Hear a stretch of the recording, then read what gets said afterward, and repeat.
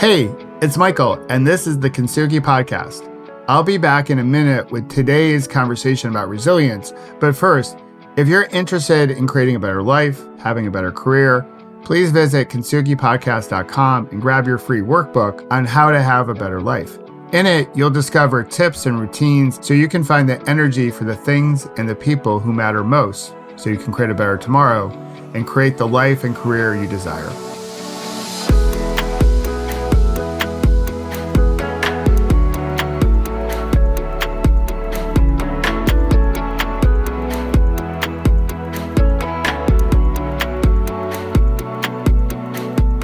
Hey there, it's Michael. Well, a few days ago, depending on when you're listening to this Kintsugi podcast, the President of the United States said something about the coronavirus. Now, if you're listening to this outside the US, which a whole bunch of people do, you may or may not know that we are having one heck of a time getting our arms around COVID.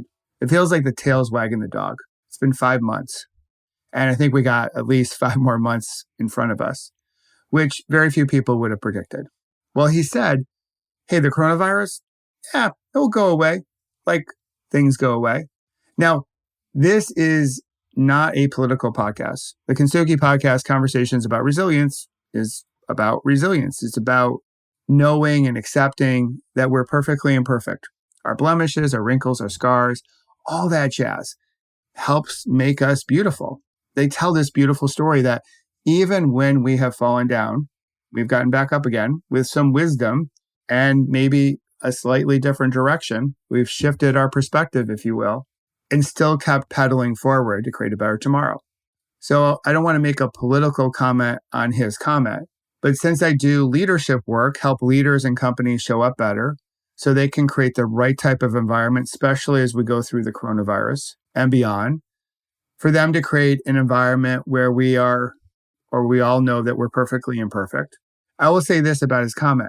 It's not the best thing to say as a leader during a crisis. And that's your no-duh moment of this podcast, especially when something is so urgent and important as our health, like COVID, that we can't just hope for the hard things to go away like things go away, because things may not necessarily go away. They just come back a little bit different and a little bit more challenging.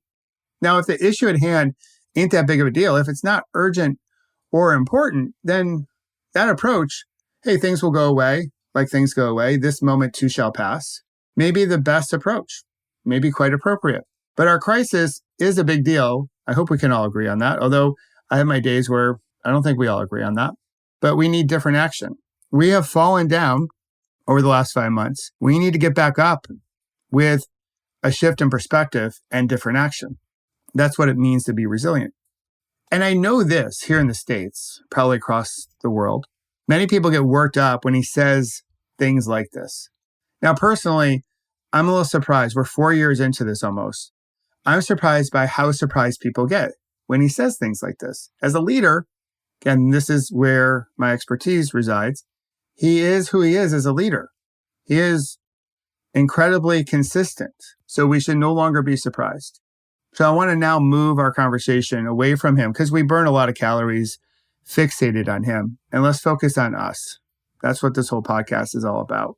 That's what my work is all about, us, how we show up. So how often do we say something similar within our companies, within our lives? That the hard things, they'll go away like things go away. We avoid them. We just hope they will sort of float away, if you will.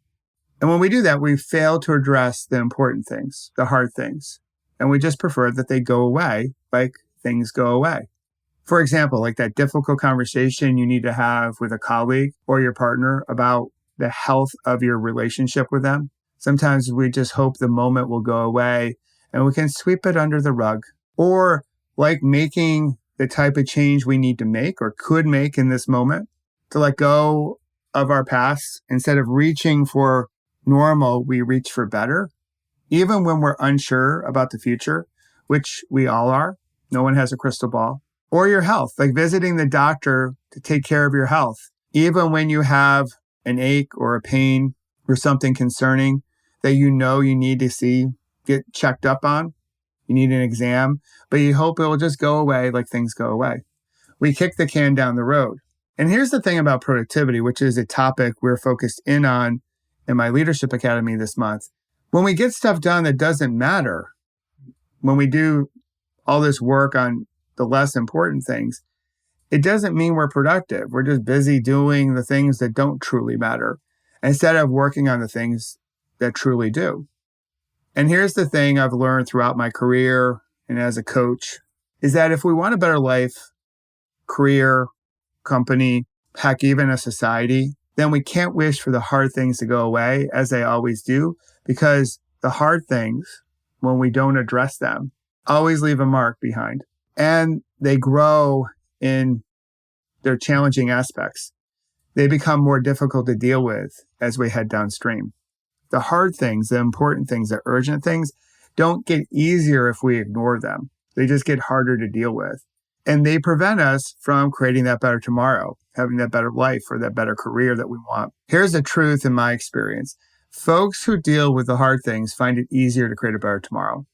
So now you may be asking, okay, sounds fine, Michael, but how do we do it? Well, here's one way I want to offer up. And I've been doing it this way for the last 19 years to help me work on the hard things, to help me address the urgent and important things and try to push the less important things off to the side or to back burner them. And I will say this, just like the spirit of our podcast, I am perfectly imperfect with this. But this has helped me in the executive suite, get to the executive suite and have success in it as a business owner. But the three main jobs that I love the most: husband, friend, and father. So each morning before checking email, because we shouldn't be sleeping with our phone, it's one of our bad habits. We shouldn't be checking email first thing in the morning before we properly wake up. I grab my water, about 20 ounces of water, because the brain and the body needs hydration. It's been a while since you've had a sip of water as you're sleeping. And I pause, breathe, and reflect on these three questions. Michael, how do you wish to be today? Michael, what do you wish to do today? And then finally, what do you want to have at the end of the day? Now, every day my answers differ because each day is a little bit different. But like spokes to a hub, like a bicycle wheel, they always connect back to my greater purpose. So common answers to how do I wish to be today are determined, happy, of course, resilient, healthy, one of my values, kind, another one of my values, and the guy that's got your back, who's in the trenches with you. That's how I wish to be. I also wish to be present and mindful and all that jazz. The list could go on and on. Again, each day is different. What do I wish to do today? Common answers all tie around this fact. I want to do the things that are hard, the important things, the things that truly matter, prioritization, if you will, big rocks, as many people call them. I want to get really focused in on that, and I want to put a disproportional amount of my focus and energy towards getting those things done. If I'm going to burn calories, I want to burn calories on the big things, not the little things. And then what do I wish to have more of? Now, this isn't a question of like money, although it could be that for you, or external merit badges. This is more about how you wish to be as opposed to external things. So common answers for me are calm, grateful, love. Peace is always a big one. That's one of my big values is peace. And also the optimism to keep pedaling into tomorrow so we can create a better one. These three questions, without a doubt, help frame my day. If we don't start our days with some level of intention, then it's going to feel like the tail's wagging the dog, much like how that feels. It feels very similar here in the US with Corona, that the tail's wagging the dog. And so many people wake up with that type of framework, meaning no framework at all. So now we're in this reactive mode throughout the day. So my three questions help us. And these three questions are in my second book, My Last Bad Day Shift. It gives me a frame. It gives me some direction. Because after all, leadership is about knowing your purpose, why you're on this planet, what you wish to do with your one wild and precious life. For some, you may not know that yet, but we can work through that. We can find that.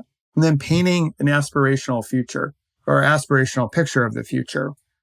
And we get to do that each and every day, connect with our purpose and paint an aspirational image that we can start pedaling towards. Gives us a goal. And each and every day, we have an opportunity to do just that as we lead ourselves through our lives. Because no one else is going to lead us through our own lives. We have to take ownership over that. We have to be responsible. We have to have ownership, accountability, however you want to phrase it. So here's my invite to you is if you really want to work on the important things before they go away, let me know. Because each day I show up, I want to be the guy who's got your back. And it could be just through listening to this podcast each week. It could be downloading a copy of the Better Life Workbook or different ways for us to connect on social media, through my blog, what have you, so I can be there for you in the way that you need support. So the question that I have for you as you're listening to this conversation about resilience is, how do you wish to be today? I encourage you to ask yourself these 3 questions as you go through the next week and see how that helps you frame your day and to see if it just helps you work on the hard things. Does it help you become more productive? Now, there's a couple of different things before I let you go on this conversation about resilience on the Kintsugi Podcast. Is on August 27th at 5 p.m. Eastern, I'm doing a webinar. It's called Break Away from Burnout, because what I'm sensing, the energy I'm sensing from a whole bunch of people here in the States and really across the planet, is that we're close to burnout. We're tired. Now, we're gritting it out and we're making it happen. We're not really breathing. We're just like holding our breath and trying to get through it. But we got many more months to go. And when we run at that pace, or this pace that we're running at, for too long, that's when we start to compromise our health. When we pack in the stress, instead of finding a way to release it, renew, and then return to what we want to do. So I'm having a special conversation. I'm not calling it a webinar because I think we're a little zoomed out, but we are going to be on Zoom. But to have more of a conversation so we can all break away from burnout. Think of it as a little positivity, maybe a little yoga for your soul to help you get through the end of the year. And I hope you'll join me. I'll put the link in the show notes so you can register. And we have something new, something really cool. We have merchandise for the first time for my company. You can get your very own Pause, Breathe, and Reflect t-shirt that has an incredible message inside the shirt all about resilience, which this podcast is all about. And you can check that out on my website, which is michaelobrienshift.com. As always, thanks for listening. Thanks for subscribing and leaving a rating. And I hope you'll share this with your Peloton so they can also think about that question. What are they hoping will go away like things go away? And maybe it will inspire them to work on the hard things, the important things, so they can be more productive and get closer to creating that better tomorrow I think we all desire. So until next week, our next conversation about resilience. Be healthy. Remember to pause, breathe, and reflect. And of course, have fun storming the castle. We'll talk to you then. Bye-bye.